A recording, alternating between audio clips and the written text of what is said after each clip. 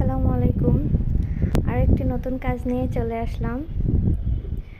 এটি একটি baby frock, সুতার কাজ চলছে। পাতায় আমি খেজুর কাটা সেলাই বা যাই বলেন সেই সেলাইটা দিচ্ছিলাম।